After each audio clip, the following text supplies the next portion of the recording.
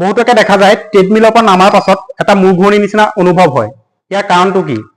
যেতিয়া আমি এটা আবদ্ধ কোঠাৰ ভিতৰত আমি ৱাক কৰোঁ, আমি ৱাক কৰি আছো, আমাৰ শৰীৰে ৱাক কৰি আছে বুলি গম পাই আছে, কিন্তু চকুৱে একে জেগাতে থকা নিচিনা এটা অনুভৱ হয়।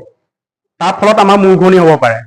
আৰু এটা কথা, যেতিয়া আমি ট্ৰেডমিলৰ পৰা নামো, ট্ৰেডমিলটো কুল ডাউন নকৰাকৈ আমি পটককৈ নামি আহিবলৈ চাওঁ, ডাইৰেক্ট ছুইচটো অফ কৰি পেলাই আমি নামি আহিবলৈ চাওঁ। সেইটোৰ ফলত আমাৰ ব্লাড প্ৰেছাৰ একদম তললৈ নামি আহিব পাৰে, তাৰ ফলত মূৰ ঘূৰণি হ'ব পাৰে। আৰু এটা কথা, ডিহাইড্ৰেশ্যন, খালী পেট, এইটো এটা প্ৰধান কাৰণ।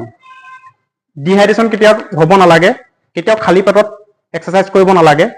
আৰু নিজৰ কেপাচিটিতকৈ, যেতিয়া নতুনকৈ আৰম্ভ কৰা যায়, নিজৰ যেতিয়া কেপাচিটিতকৈ বেছি সময় ধৰি ট্ৰেডমিল কৰি থকা হয়, তেতিয়াও মূৰ ঘূৰণি হ'ব পাৰে।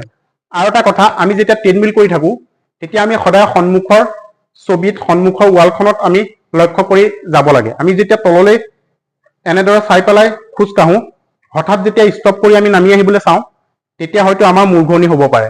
ধন্যবাদ।